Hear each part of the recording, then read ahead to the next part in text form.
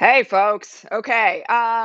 So it is the 10th of September, 2020, and I am just like, I looked at my list of things that I wanted to talk about today, and I am just a little bit like stunned. Um, so what I said last night before I went to bed was this. My expectation it was that despite the fact that yesterday felt like the worst day, that today would be worse. And it turns out that I'm right already. I'm worse. Like I can't. So, we're going to talk again about the Woodward revelations, but I'm just going to tell you all that, there's more breaking news in the last 15 minutes about this Woodward book than what we even already know. So why don't we just start with this? Let's just start with this whole thing. So now we know, as we discussed yesterday, because it was like literally just breaking yesterday morning when I was on the air, that the president knew by the end of January that COVID was airborne, that it was deadly, that it was impacting young people as well as the elderly, and that it was far worse than the flu. On February 7th, he told all of that to Bob Woodward. Then he went out and held rallies starting on February 10th in packed arenas where he told people that the coronavirus was a hoax.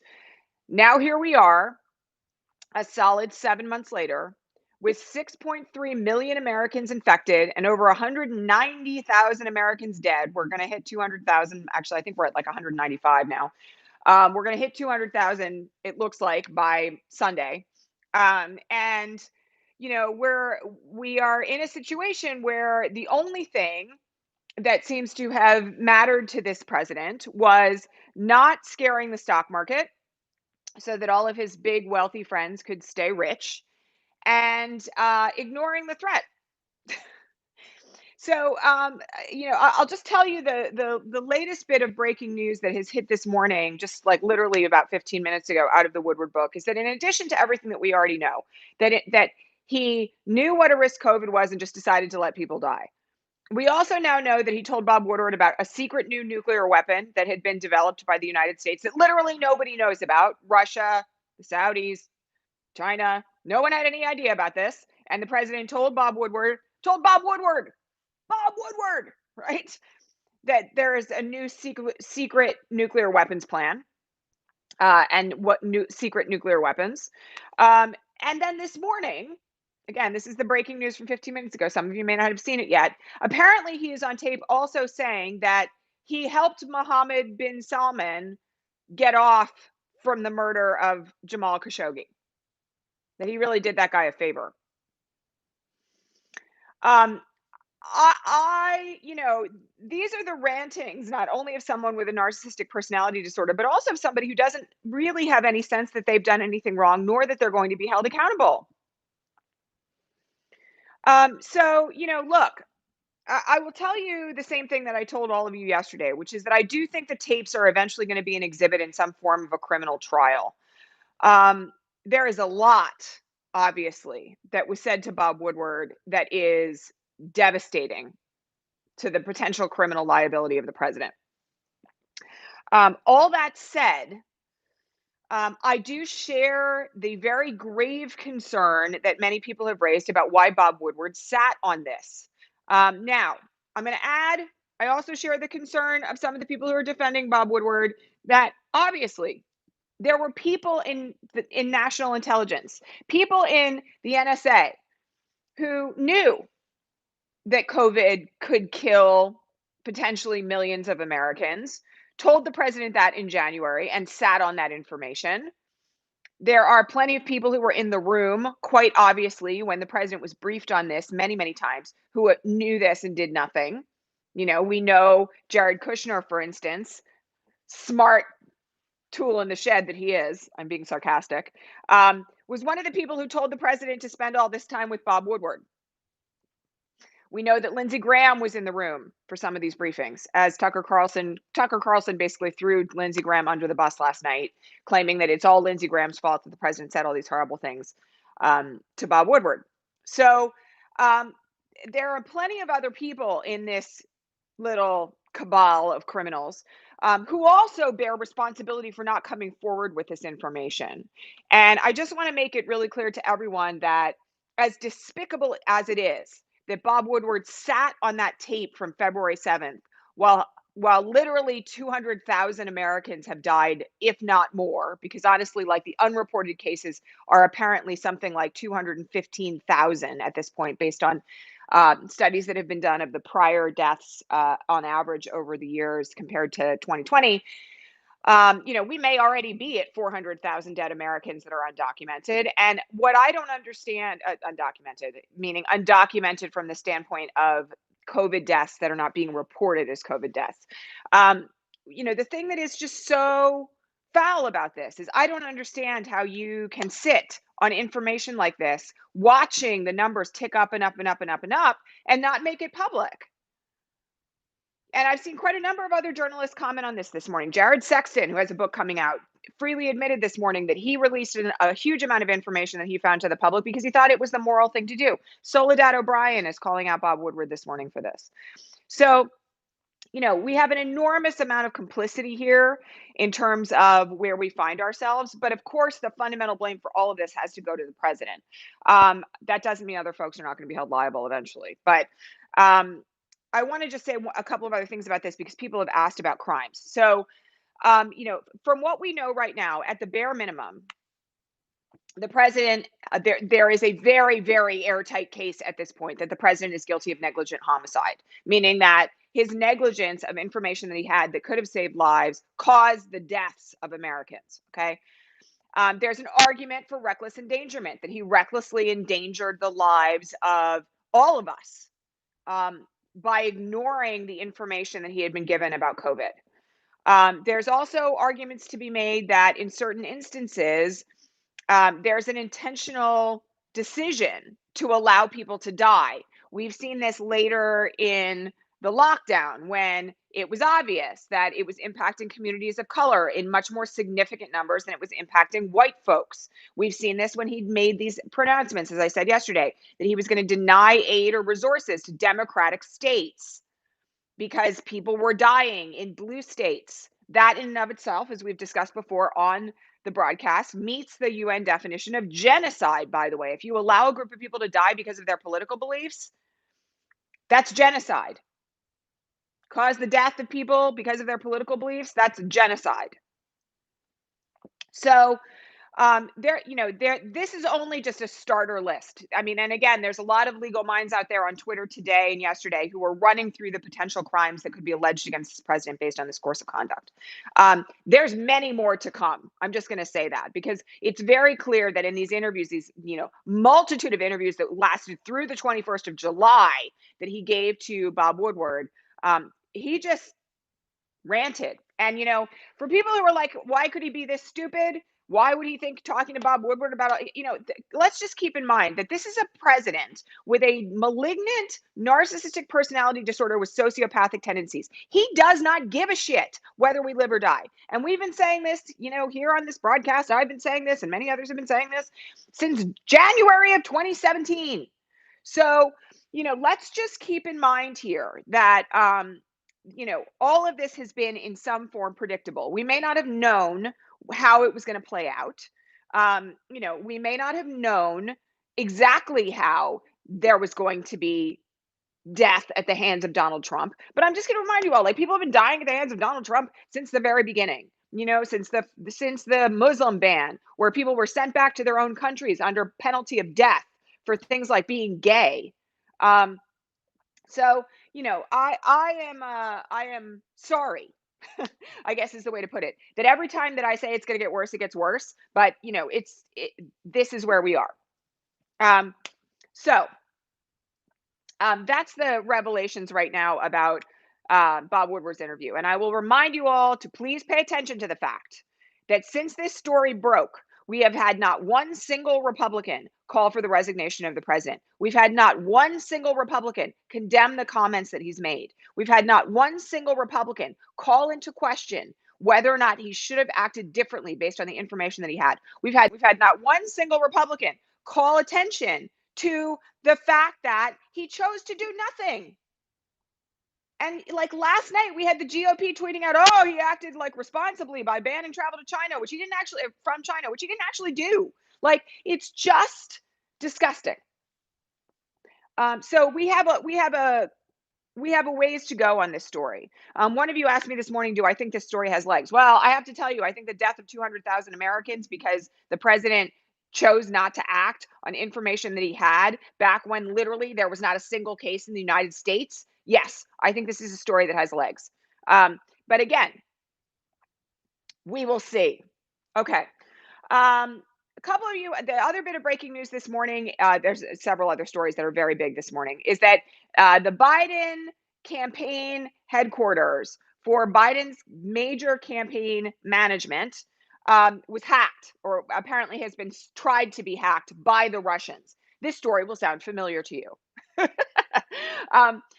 Apparently, this has been another phishing scheme, much like the way in which the Russians were able to access um, the uh, uh, the emails of various folks within the DNC in 2016. They are engaged in exactly the same scheme that they were engaged in back then. The good news is that obviously this is now public information. Folks are aware that it looks very much the same. And so if we start to get breaking leaks of any kind that reveal information that's allegedly scandalous, first of all, ignore anybody who reports on it from the New York Times. I'm really mad about that right now. Second of all, still mad about Hillary. And second of all, please note that it is the same. They're trying to run the same scam that they ran in 2020. So I will just, say this.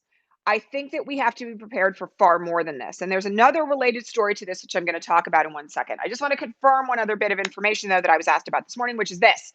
Biden is indeed receiving intelligence community briefings now as the presumptive nominee. This, in fact, started all the way back in June. So, yes, Biden and his team are getting regular briefings now, like a version of the PDB, the Presidential Daily Brief, on intelligence matters in anticipation of his potential election. This is very standard operating procedure. He is in the loop about what is going on. Okay. All right. We had some questions about a potential class action suit. Okay, go downstairs. I'm broadcasting. No, go downstairs. I'm broadcasting. Nope. Nope. Nope. Nope. Nope. Not today. Wait, No. can you please go get that so I don't have to go over there? No. Go downstairs. I'll get it for you when I'm done. Thank you. One other thing that, sorry, I'm trying really hard to just like manage this right now. We had to pull the video down yesterday again and edit out another incident. So, doing my very best to kind of get this pulled together. Okay. One other thing that I just want to mention here is we did have a question about class action suits. I want to remind all of you, I spent the first half of my legal career, like 7 years as a class action attorney, on a whole host of subjects: antitrust, securities litigation, product liability, all sorts of other things. There is a very limited universe in which class actions are certified as class actions by the court. Downstairs, downstairs, downstairs, please, downstairs, Oopsie. downstairs, Oopsie. downstairs.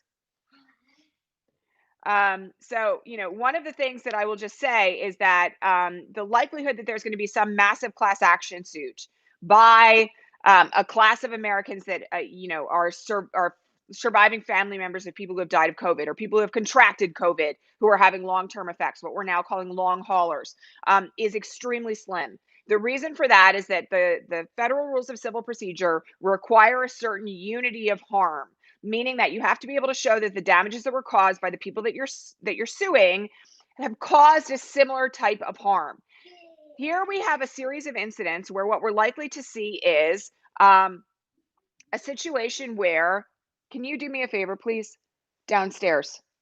No, there's going to be a consequence. No, there's going to be a consequence. Okay.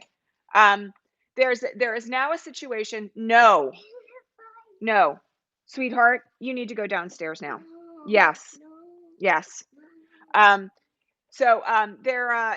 is now a situation where, these arguments are being made. The COVID deaths should not be recorded as COVID deaths because people have underlying conditions. There is a whole host of circumstances now where there's even an attempt to diminish the death count because people had chronic pulmonary diseases, or or high cholesterol, or they were obese. Again, that's just the tip of the iceberg of what you would see in any attempt to certify a class based on harm. There would be arguments made that, contributing factors might have added to the person's death. So the likelihood of there being a certified class on this is extremely small. The same is true, by the way, for business owners, because I've been asked that question quite a bit in the last few days. A big chunk of this at this point has to do with the fact that individual issues would overwhelm what would arguably be the common issues that the class would have. So, this is again part of the masterclass that I've taught for the last 4 years on litigation and our justice system in general. But I will tell you that I do not see a class action as a mechanism here. You need to go downstairs. I do not see at this point any way in which a civil litigation would be possible on these allegations. Okay. Everybody needs to kind of get that through their heads. There's not going to be some kind of massive monetary recovery for anybody against the federal government or against Trump as a result of any of this. Okay. We had the other bit of breaking news this morning that we had concerns and announcement from the Treasury Department related to new sanctions that have been issued against 4 Russian nationals. Surprise, surprise. One of these Russian nationals happens to be a podcasting partner of Rudy Giuliani. And he has ties to Russian intelligence. So if you're wondering why it is that there is, ongoing concerns about the fact that the DNI is not going to brief everybody in Congress about Russian interference in the election, this might literally be one.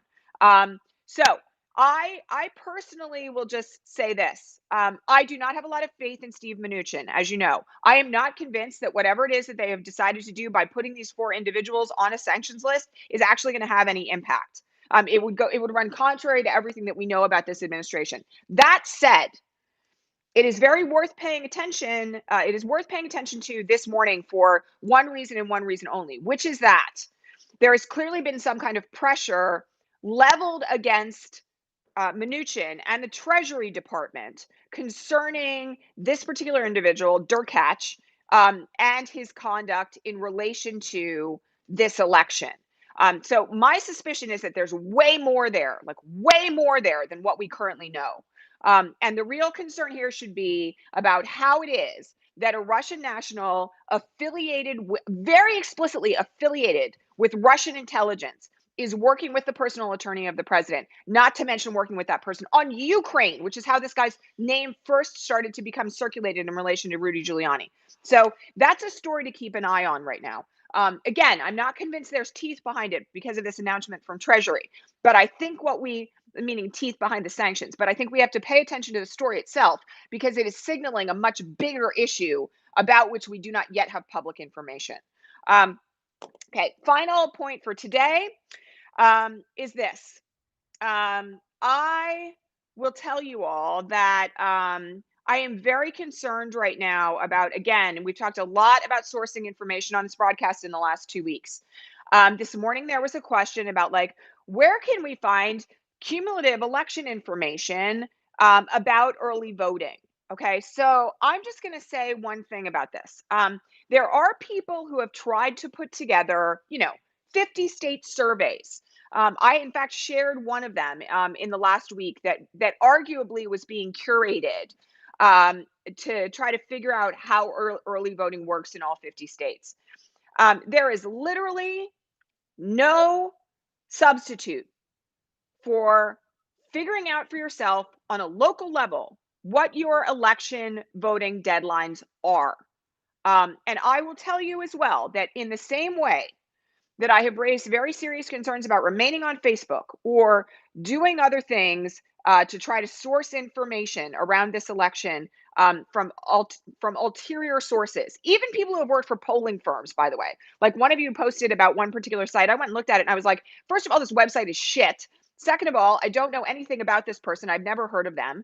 Third of all, even if he is a professor of, election integrity at a university, that doesn't mean the information that he's got on his website is reliable. So, I personally will say this.